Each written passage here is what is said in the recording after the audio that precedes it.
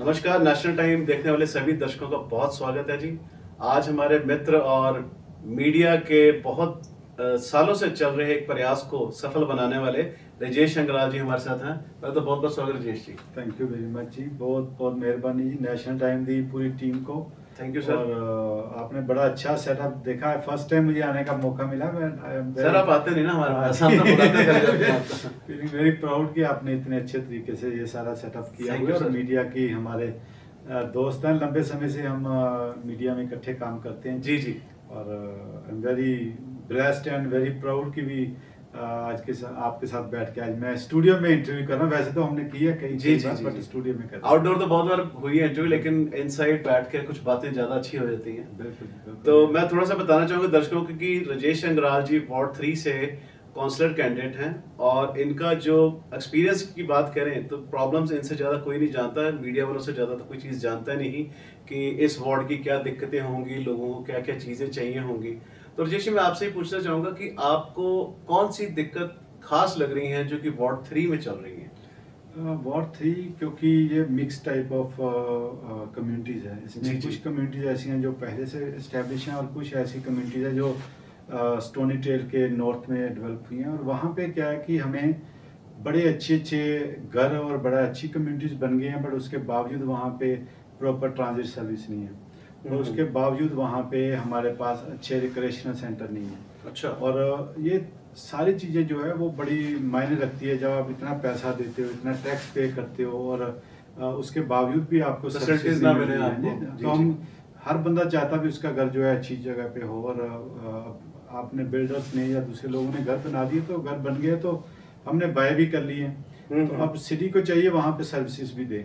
जी। और मेरी कोशिश क्या है भी जो इन्होंने सिटी में अक्सर क्या होता है भी लोग पहले कमिट कर देते हैं, प्लान में ले आते हैं, फिर उसके बाद वो इम्प्लीमेंट नहीं करते। वो एग्जीक्यूट होने में टाइम लग जाता है। बहुत टाइम लगा देते हैं, लोग बेचारे परेशान हो जी, जाते हैं। जी, हमने जी, जी। क्या कि नॉर्थ ईस्ट में देखा हुआ है, डियर फुट के राइट साइड में जो है वो स्काई व्यू और ये वाला जो जी, area जी, है, जी, जी। तो वहाँ पे भी लोग कितने सालों से वेट करें, कभी स्कूल का कभी किसी चीज़ का। तो इस तरीके से मैं चाहता नहीं भी ये जो वार्ड 3 है जहाँ पे काफ़ी प्रोफेशनल लोग रहते हैं उस एरिया में, और हम भी क्या कि नॉर्थ ईस्ट में थे, अब नॉर्थ वेस्ट में उसी में चले गए हैं। अच्छा, वार्ड में ही हैं आप? हाँ जी, तो अभी क्या बात है। उस एरिया में वार्ड के बिल्कुल वहीं पे Surrounding में हैं। सराउंडिंग में है। तो जी, जी। क्योंकि ये नॉर्थ ईस्ट और नॉर्थ वेस्ट का जो एरिया ये मेरे दिल के बड़ा करीब है, क्योंकि जब से हम यहाँ आए हैं तो इधर ही रहते हैं नॉर्थ में। तो इसमें एक तो ट्रांजिट सबसे बड़ा मसला है जी, जी। क्योंकि लास्ट टाइम इन्होंने ग्रीन लाइन हमें बोल दिया भी यहाँ एस्टेब्लिश करके देंगे, जैसे आपके यहाँ पे हम देखते हैं तो जी, जी। ग्रीन जो है वो लाइन वो कंप्लीट की नहीं। ओके। फिर बाद में कहा भी ये जो इस तरीके की होती है ना वायदे करके पूरे नहीं किए गए। बिल्कुल, जी। बोलना पहले कुछ, फिर कहना बजट कम हो गया, ये हो गया, दिस हो गया, चलो ऐसा करते हैं पहले साउथ में ले चलते हैं ट्रेन को, फिर बाद में लेके आएंगे, और बाद में पता नहीं लेके आएंगे कि नहीं लेके आएंगे, तब जगह कम हो जाएगी या बजट खत्म हो जाएगा। बिल्कुल बजट। तो जी। अब मेरी कोशिश ये है, क्योंकि मैं ऐसे प्रोविंशियल और फेडरल लेवल पे भी जो पॉलिटिशियंस हैं, गवर्नमेंट्स हैं, इनके साथ काम कर चुका हूँ। जी। तो मुझे लगता भी मेरे पास ऐसी स्किल्स हैं, जो ऐसा नेटवर्क है जिससे हम आने वाले टाइम में ग्रीन लाइन को तो इस्टेब्लिश करने की कोशिश करेंगे, पुश करेंगे पूरा, ताकि उनको लगे कि भी यहाँ पे ग्रीन लाइन की कितनी ज़रूरत है। और उसके साथ में एक BRT 144 एवेन्यू जो हमारी बनी है वहाँ जी, पे, जी।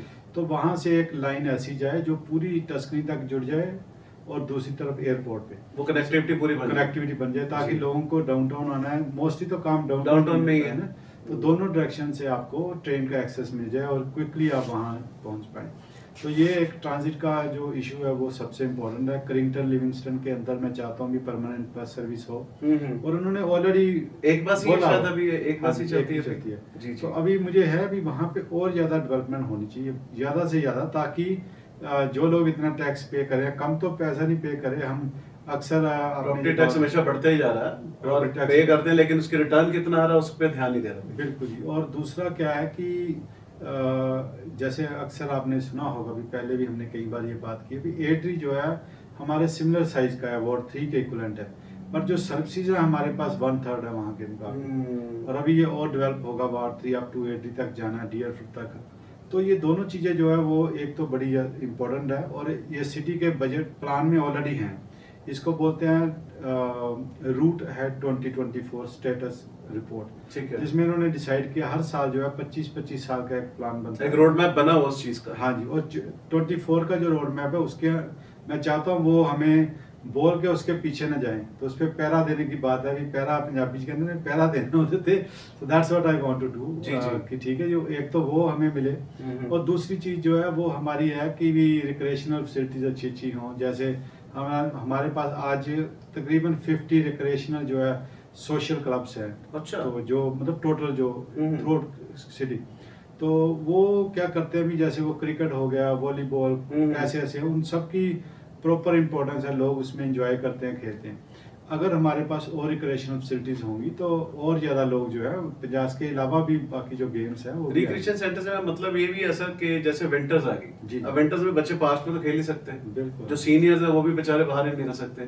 तो जब तक रिक्रिएशन सेंटर नहीं होगा तब तक शायद डेवलपमेंट ऑफ किड्स और डेवलपमेंट ऑफ सीनियर्स भी नहीं होगी। बिल्कुल, ये बड़ा जरूरी है, क्योंकि मेंटल हेल्थ के साथ ये जुड़ा हुआ सीधा जी, जी, जी। टॉपिक है। अगर बच्चे और एडल्ट्स और सारे घर के फैमिली मेंबर, मैं खुद भी आज भी जैसे कहते हैं ना फिजिकल एक्टिविटीज में बिलीव करता हूँ, चाहे YMCA हुआ, वीवो हुआ, इन सब में इन्वॉल्व रहता हूँ। और मेरे एज ए क्रिकेटर हूँ मैं, और मैं पहले भी खेलता था, अभी जब मौका मिलता खेलता हूँ। और बेटे मेरे को मैंने स्पेशली आइस हॉकी में डाला, ताकि वो कनेडियन कल्चर के साथ, कनेडियन सिस्टम के साथ जुड़े और यहाँ का सिस्टम भी देखे, क्योंकि ऐसा ना हो भी ठंड आ जाए तो कहे ये ठंड है, मैं बाहर नहीं जा सकता। तो हाँ जी, जो मैं कर सकता हूँ अपनी पर्सनल फैमिली के लिए, बट उसके साथ में बाकी सब भी। तो अब जब आप रिप्रेजेंटेशन अपनी चाहते हो भी, आप किसी कम्युनिटी को लीड करो, जैसे वार्ड 3 के लिए जी, तो मैं चाहता हूँ मेरी सारी फैमिली जो है वो सारी की सारी चीजों का हाँ जी फायदा उठाए, और हम मिलके इस काम को आगे बढ़ाएं।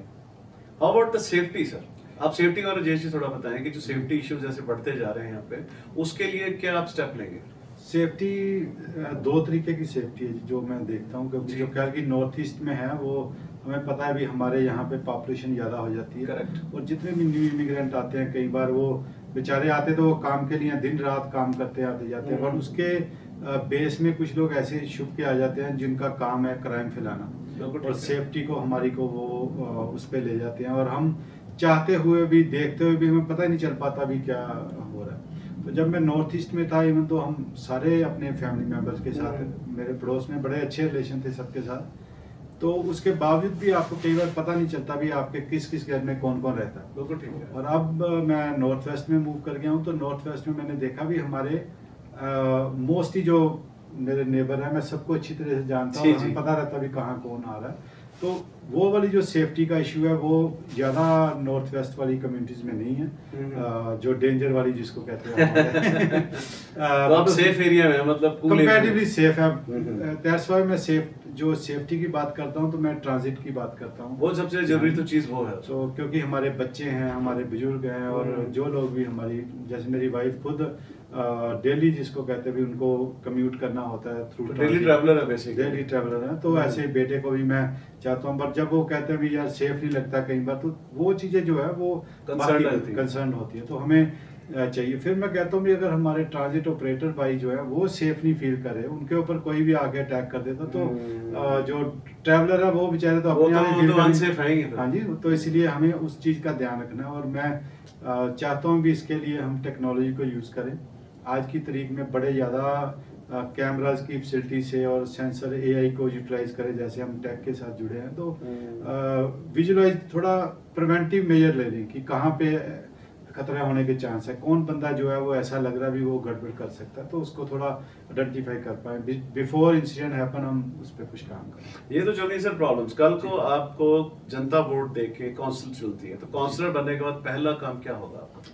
काउंसलर बनने के बाद जब जिसको कहते हैं जैसे जैसे मीटिंग्स होगी, मुझे इसका ज़्यादा एक्सपीरियंस नहीं, बड़ा अच्छा आपने सवाल उठाया पहले, तो मैं थैंक यू वेरी मच। तो मैं इसीलिए यहाँ पे आऊँ कि काउंसलर के लिए अंदर जाऊँ, और वहाँ पे जाके जैसे मीटिंग्स होती हैं और अपने जो मेरे रेजिडेंट्स हैं उनका इशू रेज करूँगा, बेसिकली आवाज़ बन के जनता की वहाँ पहुँचे। बिल्कुल, और वहाँ जाके थोड़ा माहौल, मेरी जो इंजीनियरिंग बैकग्राउंड है वो इंडस्ट्रियल इंजीनियरिंग का है। ओके।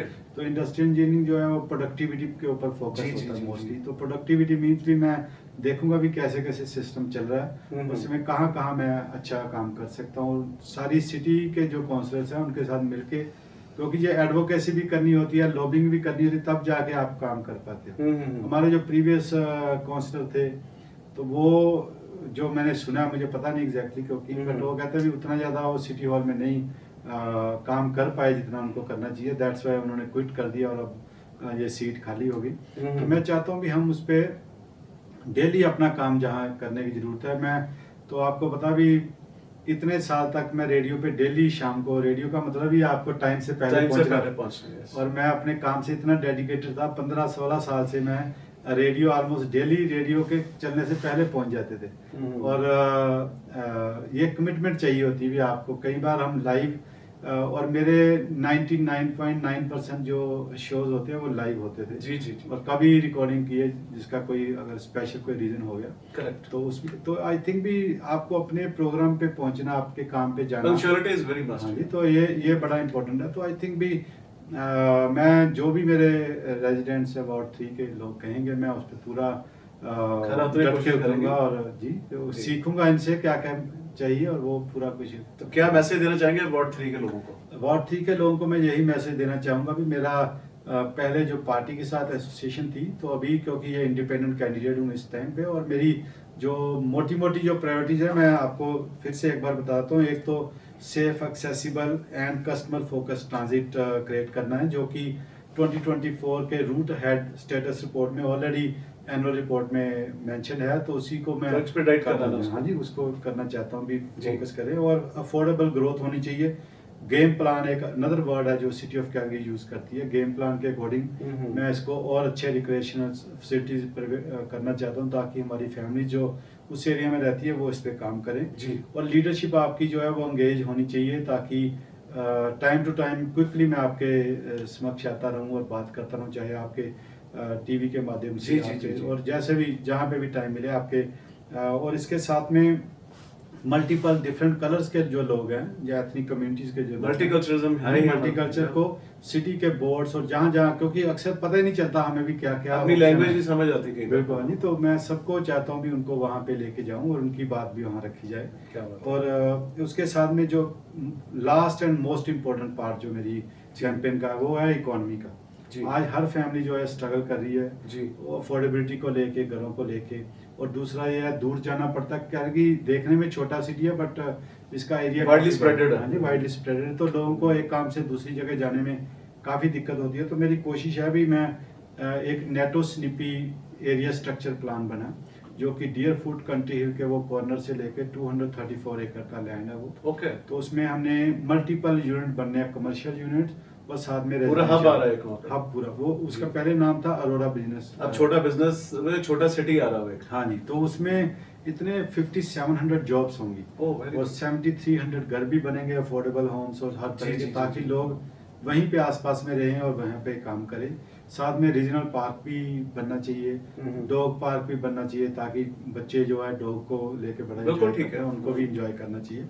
तो इसके अलावा मेरी एक और जो लास्ट जो चीज मैं मेंशन करना चाहता हूँ वो है BIAs, इसको कहते हैं business improvement areas. Through out Calgary 15 BIAs जो है वो ऑलरेडी काम कर रहे हैं, बट वार्ड 3 के अंदर एक भी नहीं है। तो मेरी कोशिश रहेगी भी एक BIA जो है वो हम इसके अंदर भी पैदा करें और कैलगरी नॉर्थ का जो वार्ड 3 है उसमें लेके आए, और जिससे लोग जो है बिजनेस भी ग्रो करें। जब यंग टीनेजर बच्चे हैं, जब क्योंकि ज़्यादातर हमारे जो पेरेंट्स उस एरिया में रहने वाले हैं, उनकी कोशिश रहती है कि उनके बच्चे यूनिवर्सिटी में जाएं, ठीक है, और हायर एजुकेशन लें। अब वो हायर एजुकेशन लें, जॉब वो बेचारे साउथ ईस्ट में करें, कब रात को वापस आएँ, कब करें। तो इससे अच्छा भी वो यहीं पे रहें और पास में उनको जॉब भी मिल जाए, छोटे जो सेंटर होते हैं जैसे, जी, तो वहाँ पे उनको काम भी मिले। तो ये पूरी फैमिली का सिस्टम जो है, जो मेरी कोशिश है। क्या बात है, बहुत बढ़िया पैकेज आपने बनाकर रखा है और ये वो जरूरतें हैं जो शायद सभी आपके वार्ड का कैलगरी वासियों को चाहिए। और ऐसे ही जो कहते हैं ना, यंग जनरेशन जब आगे आती है तो आइडियाज भी क्रिएटिव लेके आती है। तो जैसे 11 तारीख तक एडवांस वोटिंग चल रही है, तो आप अपनी वोट जरूर डालें। किसको डालनी है वो कैंडिडेट आपने चुनना है। और जैसे आपने राजेश अंगराल जी के आइडियाज सुने और व्यूज सुने, जिससे हम काफी प्रभावित है कि काफी अच्छे आइडियाज और चीजों को लेकर आगे बढ़ रहे हैं। वही घिसी पिटी चीजें नहीं है, एक नई चीज को दिशा देने की कोशिश कर रहे हैं। और जो प्रोजेक्ट बताया कि ऑलरेडी रोड मैप में है, उसको एग्जीक्यूट करना, एक्सपीडाइट कराना, इनका ये पहला मोटिव रहेगा। तो best of luck sir Thank and you. Thank you very much. if you want to spread your message to the community you can say that. जी बिल्कुल जी जी जी थैंक यू वेरी मच। पहले तो मैंने आपका स्टूडियो देख के I am very much feeling proud भी। Thank you, हमने sir. जी इतना अच्छा सेटअप आपने शुरू कर लिया और काफी देर से करें इस नोट की अभी कही जी, तो जी. मैं मुझे आज मौका मिला, हम बाहर ही जब जागो तभी सवेरा सर। जब जाकर तो बड़ा अच्छा लग रहा है यहाँ पे बैठ के। और दूसरी बात ये है कि मैं थर्ड टाइम इलेक्शन में आ रहा हूँ, तो इस बार मैं इंडिपेंडेंटली अपनी जो, क्योंकि आप इतना प्यार देते हो हमेशा, तो दैट्स वाई मेरी कोशिश थी कि मैं इंडिपेंडेंटली आपकी सेवा के लिए बाहर आऊँ। मेरी ज़्यादा इन्फॉर्मेशन जो है वो rajeshangral.ca पे विजिट करके आप ले सकते हो। इसके साथ में एडवांस वोटिंग जैसे राजीव जी ने कहा भी अभी चल रही है 6 से 11 तक, तो वहाँ पे आप पहुँच के तो हमारे जो वार्ड 3 की है वो वीवो और लिविंगस्टन हब के अंदर चल रही है, वहाँ पे आप एडवांस वोट कर सकते हो। बट अगर मिस भी कर जाते तो अक्टूबर 20 को फाइनल होंगे, तो वहाँ पे आप वोट डालें। और अगर आप वॉलंटियर करना चाहते हो मेरे साथ, देखना चाहते हो भी इलेक्शन के अंदर कैसे काम करते हैं, तो वो भी आप मुझे मेरी वेबसाइट पे जाके इन्फॉर्मेशन फिल कर सकते हैं। तो Rajiv ji thank you very much. Thank you, sir. मेहरबानी। Thank you so much. तो थैंक यू सारे देखने वालों को। Thank you.